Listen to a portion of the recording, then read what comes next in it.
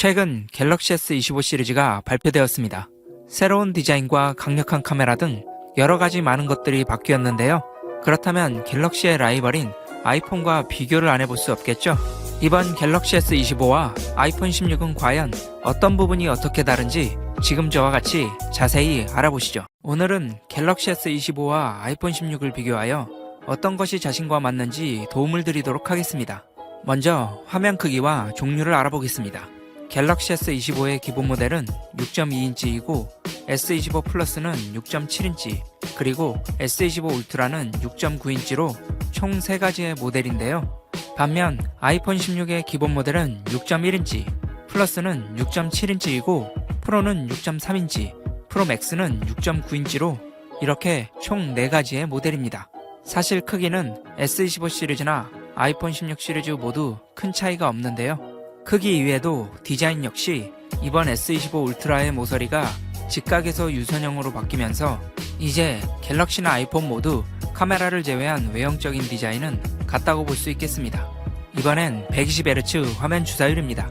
화면 주사율이란 1초당 보여주는 화면의 개수인데요. 이 숫자가 높을수록 보다 부드럽게 화면이 재생됩니다. 일반적인 스마트폰은 1초에 60번의 화면을 재생하는 60Hz의 화면 주사율인데요. 이번에 발표된 갤럭시 S25 시리즈는 물론 이미 출시된 아이폰 16 프로와 프로 맥스까지 모두 120Hz 화면 주사율을 지원하는 반면 아이폰 16의 기본 모델과 플러스 모델은 아직 60Hz밖에 지원하고 있지 않습니다.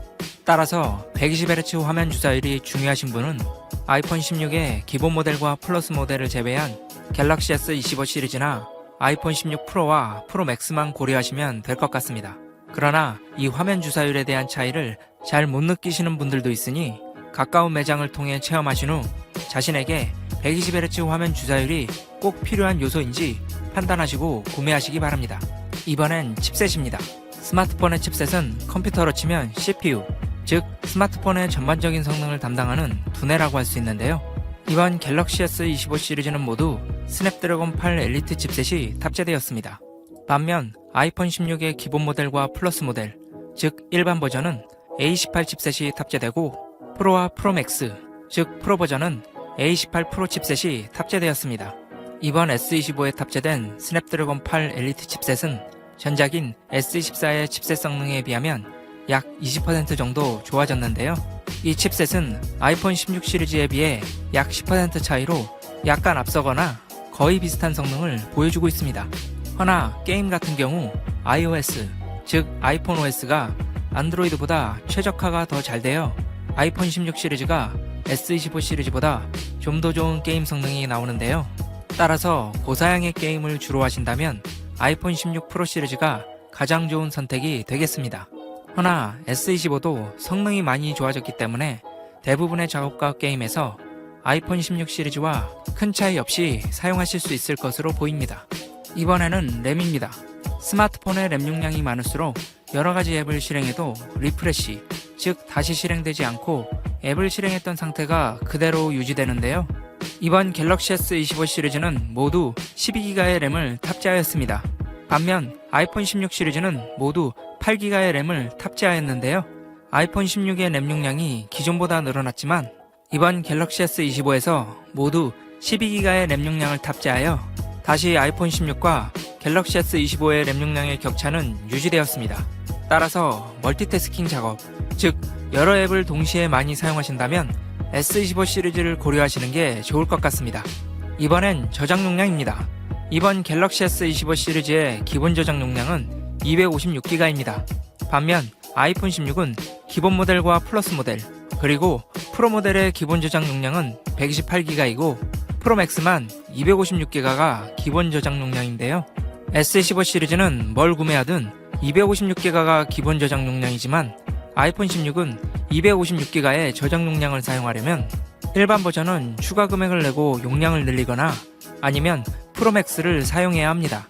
한마디로 아이폰 16에서 256기가의 저장 용량을 사용하고 싶으신 분들은 무조건 추가 요금을 더 내야 하는 상황이라 매우 부담스럽다고 볼 수 있는데요.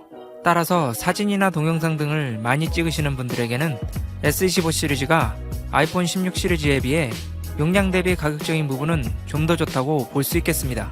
이번엔 고화소의 카메라입니다. 이번 갤럭시 S25 시리즈의 광각 카메라는 기본 모델과 플러스 모델은 5천만 화소이고 울트라 모델은 2억 화소인데요. 반면 아이폰 16 시리즈는 모두 4,800만 화소의 광각 카메라를 탑재하였습니다. 갤럭시 S25의 기본 모델과 플러스 모델은 아이폰 16 시리즈와 거의 비슷한 화소수를 가지고 있으나 S25 울트라의 경우 이들과 화소수가 무려 4배 정도 차이가 납니다.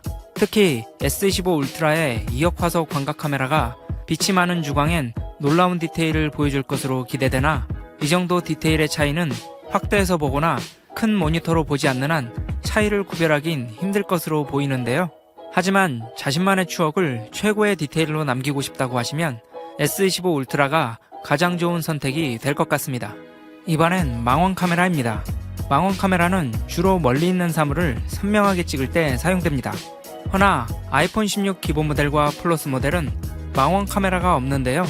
반면 S25 시리즈는 모두 3배 광학줌이 있고 아이폰 16 프로 시리즈에는 5배 광학줌이 가능한 망원 카메라가 탑재되어 있어 이 광학줌을 이용하면 더 멀리 있는 사물을 더욱 선명하게 촬영할 수 있습니다.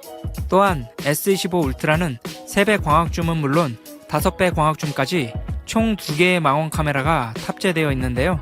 하지만 같은 5배 줌이라도 화소수가 차이 납니다.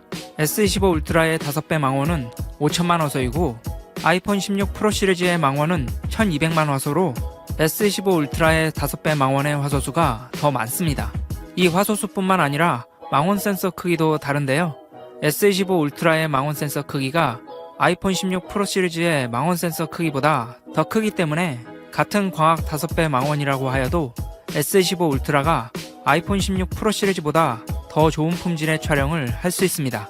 따라서 상황에 따라 다양한 줌을 많이 사용하시거나 스포츠 경기나 콘서트장처럼 아주 먼 곳을 촬영하실 거라면 S25 울트라가 더 좋은 선택이 될 것 같습니다. 이번엔 각 기기의 특장점을 살펴보도록 하겠습니다. 먼저 갤럭시 S25 울트라의 고릴라 아머를 살펴보죠. 이 고릴라 아머는 스마트폰 화면을 보호하기 위한 강화 유리의 한 종류인데요. 특히 고릴라 아머는 기존 강화 유리에 비해 긁힘 저항성과 반사 방지 능력이 향상되었습니다. 고릴라 아머의 반사 방지 기능은 빛 반사율이 일반 스마트폰의 반사율인 4%보다 훨씬 낮은 1% 이하의 빛 반사율인데요. 그리하여 스마트폰 화면에 자신의 얼굴이 비춰지는 부분이 많이 줄어들어 아주 좋은 평가를 받았습니다. 또한 이 고릴라 아머는 모스 경도가 7 정도는 돼야 긁힘이 발생하는데요. 모스 경도는 긁힘 저항성을 측정하는 비교 방법으로 이 수치가 높을수록 더 강하게 긁는 힘이 들어간다고 보시면 됩니다. 대부분의 스마트폰이 모스 경도 6에서 긁힘이 발생하지만 이 고릴라 아머는 일반적인 스마트폰의 전면 유리보다 한 수치 더 높은 내구성을 가지고 있는 것이죠. 반면 아이폰 16 시리즈에서는 더 빨라진 무선 충전이 가능해졌습니다. 지금까지 출시된 갤럭시와 아이폰은 모두 최대 15W까지의 무선 충전을 지원하지만 이번 아이폰 16 시리즈부터는 30W 이상의 충전기를 사용하면 최대 25W까지 무선 충전이 가능해지면서 이전보다 훨씬 빠르게 충전할 수 있게 되었는데요. 무선 충전을 자주 하시는 분들에게는 매우 중요한 요소라고 볼 수 있겠습니다. 마지막으로 가격입니다. 이번 갤럭시 S25의 기본 저장 용량 모델은 115만 5천원, 플러스는 135만 3천원, 울트라는 169만 8천원입니다. 반면 아이폰 16의 기본 저장 용량 모델은 125만원, 플러스는 135만원, 프로는 155만원, 프로 맥스는 190만원인데요. 특히 S25 울트라의 가격은 아이폰 16 프로 맥스보다는 약 20만원가량 저렴합니다. 거기다 아이폰 16은 프로 맥스를 제외하고 모두 기본 저장 용량이 128기가이기 때문에 저장 용량에 따른 가성비는 그다지 좋진 않은데요. 따라서 용량 대비 가성비가 더 좋은 것은 갤럭시 S25 시리즈라고 볼 수 있겠습니다. 지금까지 갤럭시 S25와 아이폰 16을 비교해 보았는데요. 지난 갤럭시 S24의 판매량이 전작보다 높아져서 어느 정도 자신감을 찾은 삼성이지만 발전 없는 충전 속도나 다른 신기술을 재빠르게 도입하지 않는 걸 보면 아직까지 보수적인 느낌을 지울 수는 없을 것 같습니다. 그런 안정적인 기조를 유지하다 보니 무선 충전 속도마저 아이폰에 역전되어 버렸는데요. 물론 전체적인 스펙은 갤럭시가 아직 좀 더 앞서는 건 맞지만 예전처럼 조금 더 혁신적인 모습을 보여줬으면 좋겠다는 아쉬움이 남는 건 어쩔 수 없는 것 같습니다. 아무튼 오늘 비교해드린 내용이 많으니 정리해서 말씀드리도록 하겠습니다. 5가지 정리된 내용 중에 본인에게 맞는 부분이 많다면 S25 시리즈를 선택하시고 이와 반대되는 성향이시면 아이폰 16을 선택하시면 될 것 같습니다. 또한 자신이 안드로이드나 iOS 중 어떤 운영체제가 잘 맞는지도 고려하시어 선택하시기 바랍니다. 오늘 영상은 여기까지입니다. 도움이 되셨다면 좋아요와 구독, 그리고 댓글까지 부탁드립니다. 행복한 하루 되세요. A new universe of possibilities with you at the center of it all. You ready?